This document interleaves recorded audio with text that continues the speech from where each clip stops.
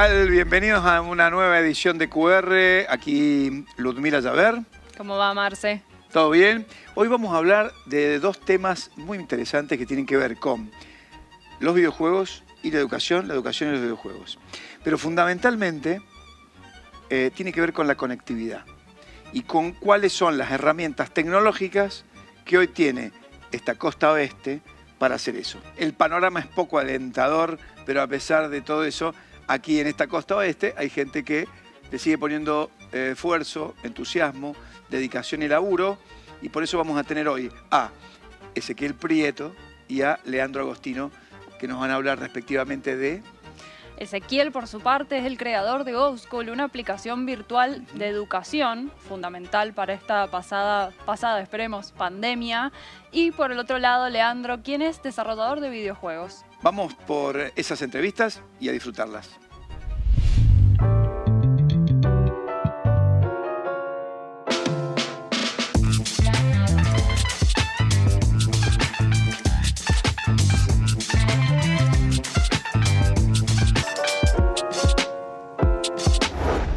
Le damos la bienvenida a Ezequiel de GoSchool. Ezequiel, muchas gracias por acompañarnos. ¿Cómo estás? Bien, muy bien. Muchas gracias por recibirme.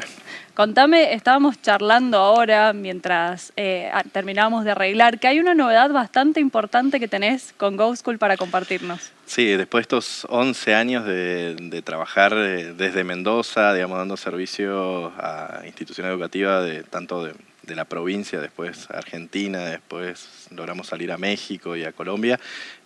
Ahora podemos anunciar que nos adquirió el jugador más grande de Latinoamérica, que es Collegium, y ahora somos todos Collegium, manteniendo GoSchool desde Mendoza, el producto, el equipo y llevándolo más adelante. O sea, mi sueño era llevar esto a mucha más escala, pero la verdad en estos años, a pesar de que la pandemia nos ayudó bastante en el crecimiento y en la utilización de herramientas como la nuestra, hay otros factores que no nos ayudaron tanto, como lo económico, por ejemplo. Entonces, no pudimos lograr lo que me había planteado yo en un principio, y este año fue como un año de decisiones, digamos, de cambios. Y dije, bueno, necesito un socio realmente. O sea, en esto siempre, en los últimos años he estado solo, con un excelente equipo de colaboradores que es 4x4 realmente. Y nada, ahora nos sumamos al equipo Collegium, y un desafío también para Mendoza porque queremos armar un hub de tecnología y seguir creciendo a lo grande. Y contame, me imagino que con la pandemia su servicio creció un montón, porque ustedes un poco fueron pioneros, si se quiere, de la educación virtual, incluso antes de la pandemia. Sí, bueno, ¿cómo empieza todo esto? Con un tuit. Porque realmente nosotros, con Lisandro, que era mi socio en ese momento, vimos que, no sé, en ese momento estábamos informándonos de un tsunami en Tailandia y en Argentina no nos podíamos enterar qué pasaba en la escuela que está a 2 cuadras de mi casa. Y a raíz de eso, por ahí ya veníamos trabajando en esta idea de digitalizar servicios e implementar tecnología en lugares donde tengan impacto social.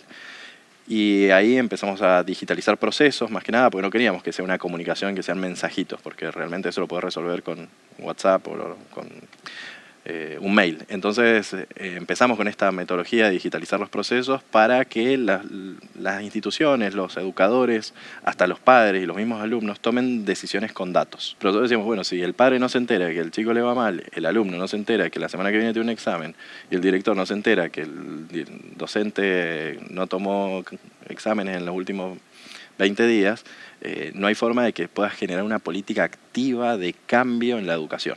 Entonces hay que medir, controlar para poder mejorar y crear políticas mejores. Entonces ese era nuestro sueño desde un principio, y con la pandemia nos aceleró muchos procesos, que es lo que siempre se dice con la tecnología. Es como había gente que antes era reticente y de golpe se encontró que estaba en su casa, que un directivo que no tenía digitalizado ningún dato de los alumnos, no tenía ni un Excel donde mandarle un mail, no sabía dónde teléfono, porque todo estaba en una ficha papel, en un armario, en una escuela, a 30 kilómetros de su casa. Y esto aceleró a que dijeron, bueno, ya, tenemos que resolverlo, ¿no? Y nosotros por ahí tenemos instituciones que vienen trabajando con nosotros hace 11 años, empezamos, y al día 1 estaban ahí.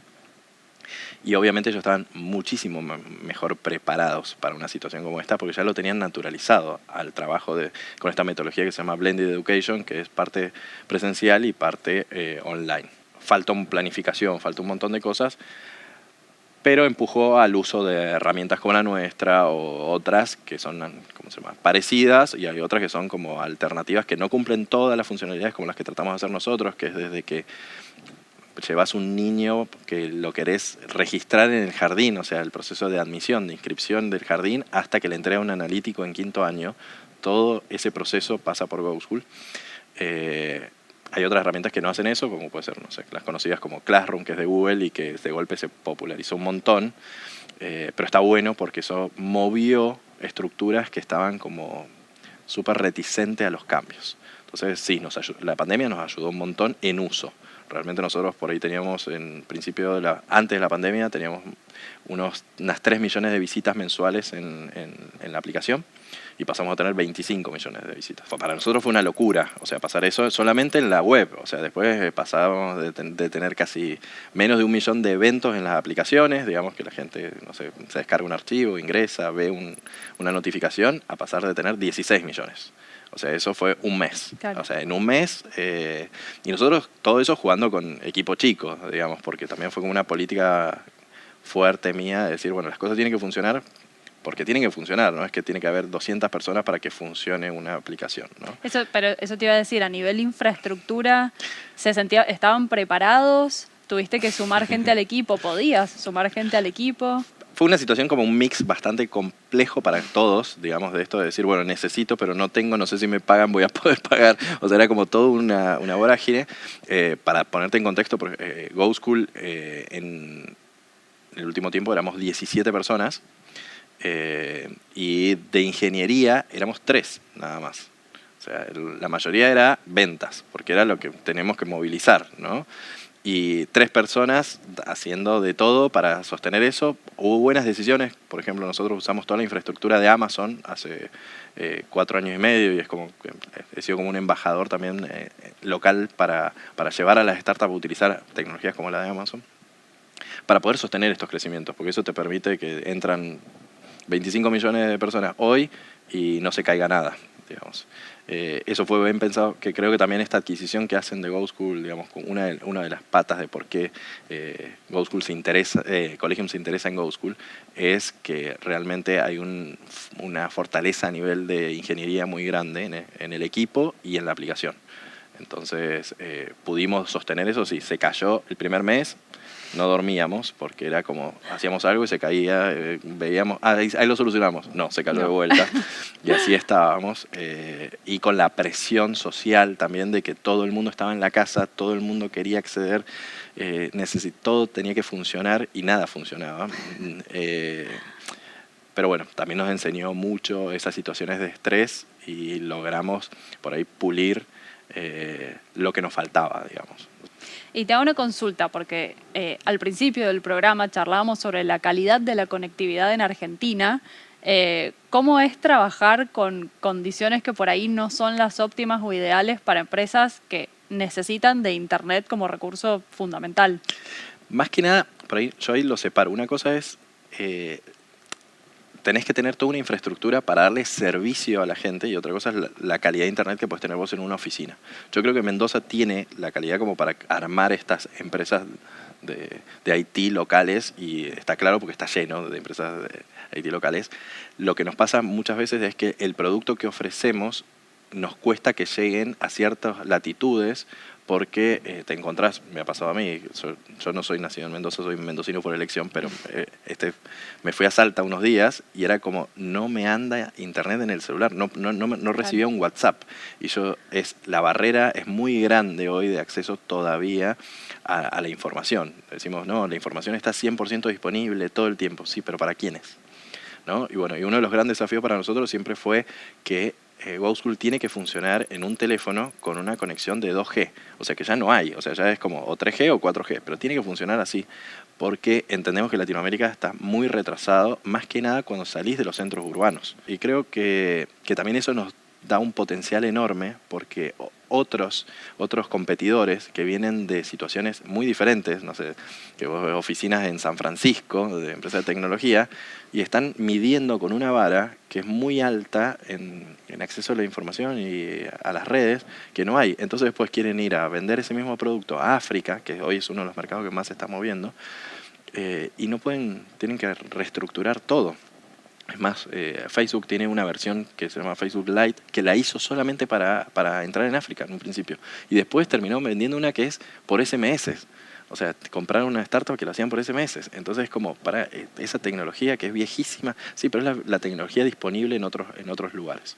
Y creo que nos potenció mucho ser locales en eso. Por eso también es que es difícil que se meta un competidor desde Estados Unidos a Latinoamérica. Claro, pues tenés que entender la realidad de acá, que bueno, es muy distinta a la No de solo Estados Unidos. tecnológico, sino después la parte de educación, que es todo un desafío de los sistemas educativos en Latinoamérica. Eso te iba a preguntar, ¿tenés como un interés por la educación más allá de la aplicación?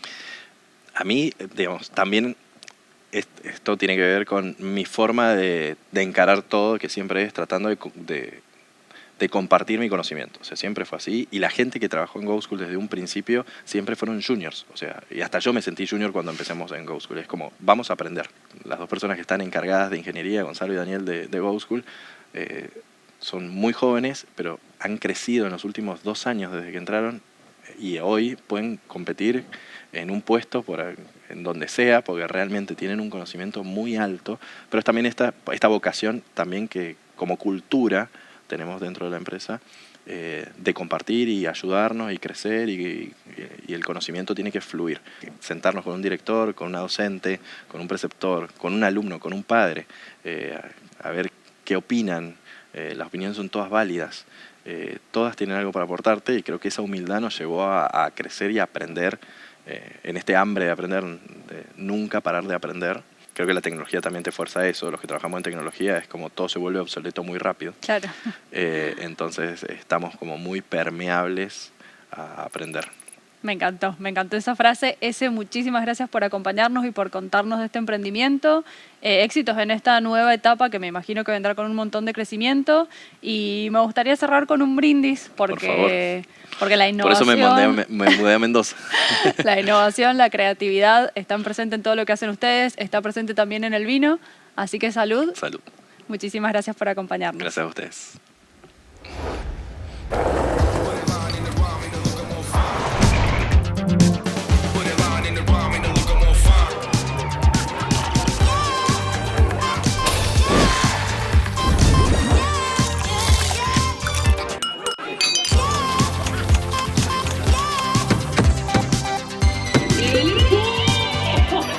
Va con vos. Va con todo. El vino nos une. Vino argentino.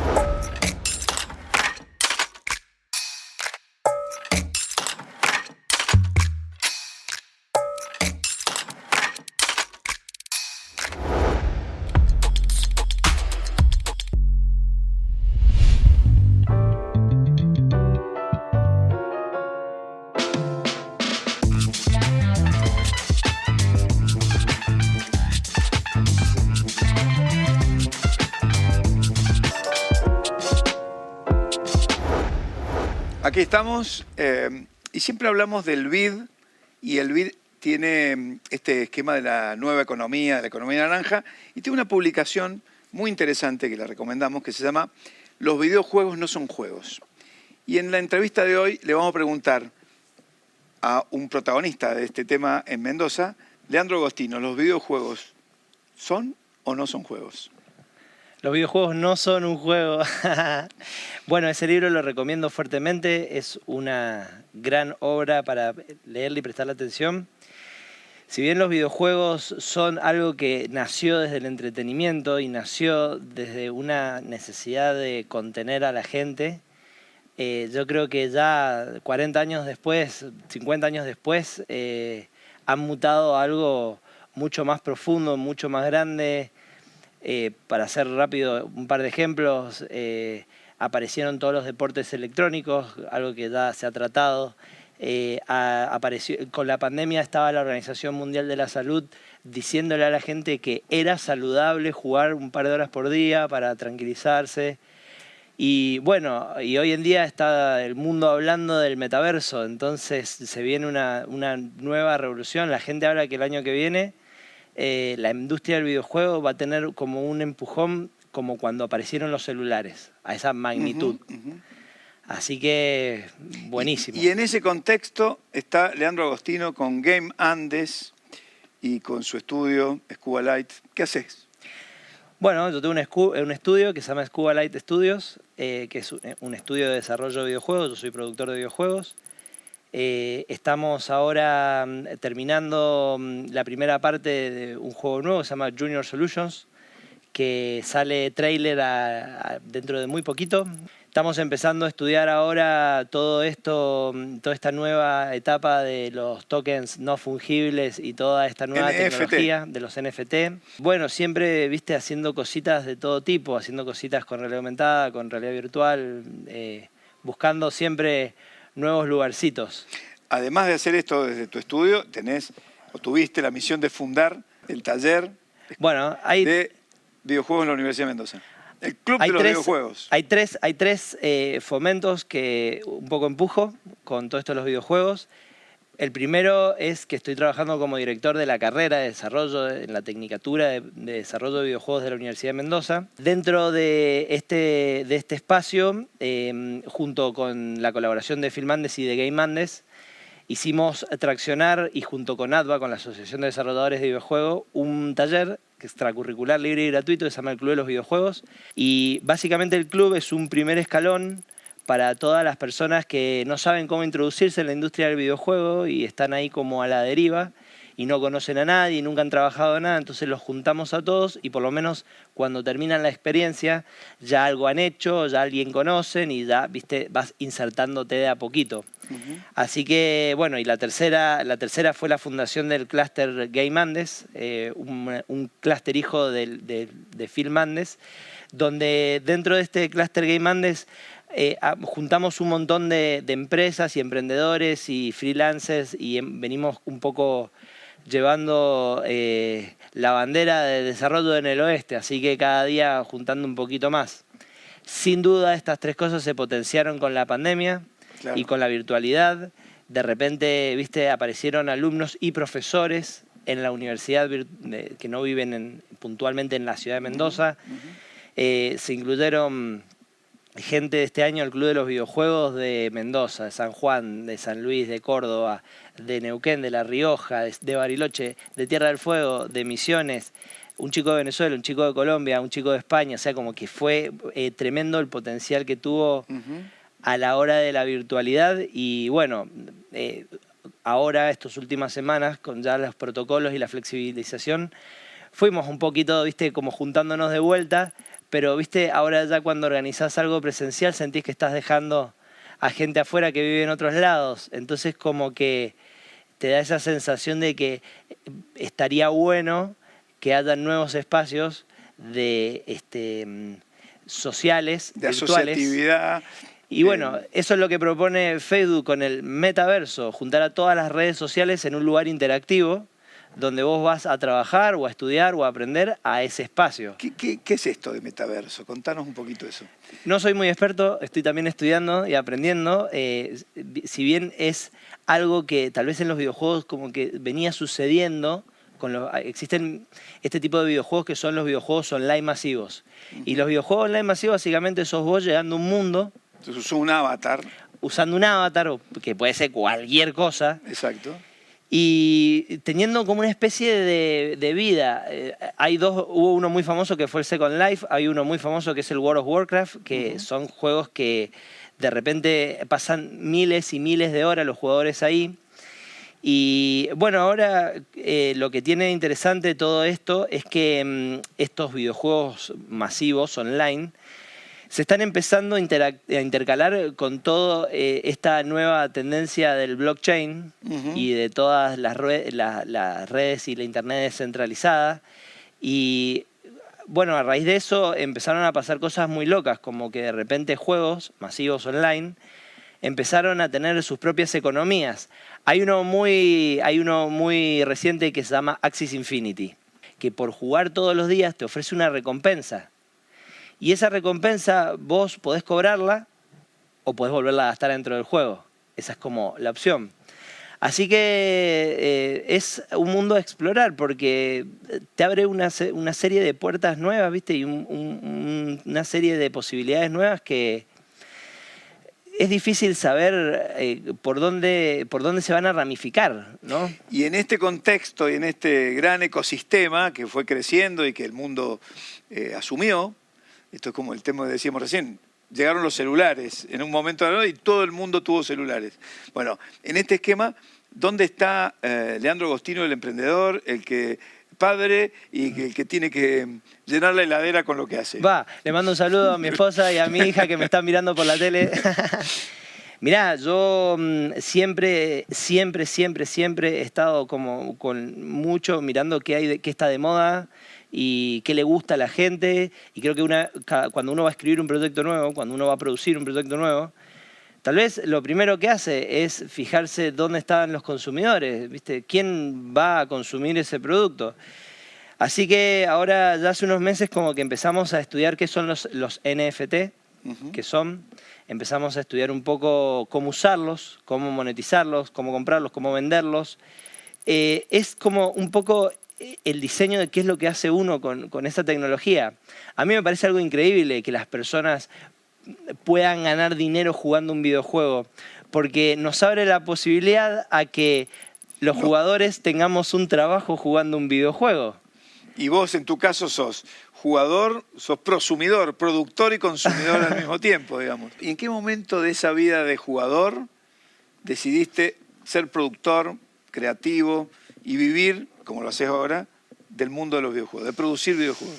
Creo que hubo un momento en mi vida donde yo venía trabajando con la música y con el sonido en vivo y vendí una empresa que tenía de producciones de sonido en vivo y de grabación y un montón de cosas más, y como que hubo que tomar una decisión sobre qué hacer de la vida, ¿viste?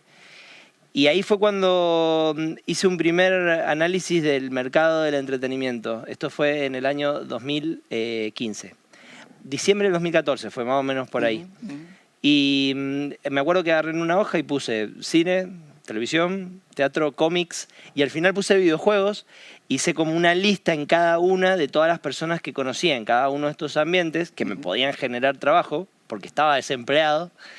Y empecé como a comunicarme con cada uno y en el primer año hice como un trabajo en cada una de estas áreas y bueno, ya anoté ahí. Gané tanto dinero, trabajé tantas horas, hice tantas cosas. Y en los videojuegos no gané plata ese primer año y me acuerdo que en la palabra videojuegos le hice como unas estrellitas y como que sentía que eso era utópico. Al segundo año hice el mismo ejercicio, pero ya por ejemplo empecé a interiorizarme y a leer cómo venía la industria de los videojuegos y empecé a ver estas cartas de inversión que dicen, bueno, aquí tenemos la música y aquí tenemos los videojuegos, ¿viste? Como muy loco. Un poquito antes de eso, pero acompañado de eso, ¿viste? Vino todo esto de que de repente, un día, un videojuego llenó un estadio de gente y fue como un partido de fútbol americano, pero de videojuegos, y estaba en el estadio entero, en el campo de juego, todas las computadoras, las pantallas mostrando los partidos, la gente gritando y dije, ¿cómo hicieron los videojuegos para vender tickets? Como venden los Rolling Stones, ¿me entendés? ¿Cómo hicieron los videojuegos para tener un estadio? ¿En qué momento pasó? Claro, claro. Bueno, entonces ahí, junto con mi hermano, a quien también le mando un saludo, empezamos a estudiar un poco también cómo venía la mano con los deportes electrónicos, cómo podíamos hacer como un poco para acercarnos a ese mundillo. Finalmente como que la decisión, después de todo ese oleaje y de todo esto que ha pasado aquí en Mendoza estos últimos años, fue como, bueno, creo que lo que debemos hacer es construir un videojuego competitivo donde la gente puede hacer torneos y ligas, que todavía no lo hemos logrado, pero viste, ya cada año vamos acercándonos. Sí hemos escrito cosas, sí hemos prototipado juegos de ese calibre. ¿Y has vendido videojuegos en el exterior? No competitivos, pero sí hemos vendido juegos single player, viste, para uno solo, offline, hasta ahora. Ahora Scuba empezó también a trabajar en su primer videojuego de multiplayer online. lo cual nos tiene súper contentos y súper atareados, como que es todo difícil, una vez más, es todo nuevo, es todo difícil, es todo raro, y viste, y que de dónde se consigue el dinero, y con qué personas lo vamos a hacer, y este sí puede, y este no puede, y este consiguió un nuevo trabajo, y este fue papá, y bueno, qué lindo empezar algo de nuevo, ¿no? En un mundo que cambia, nada de lo que es fue, ni nada de lo que es va a ser. Entonces, en este esquema hay que estar moviéndonos permanentemente.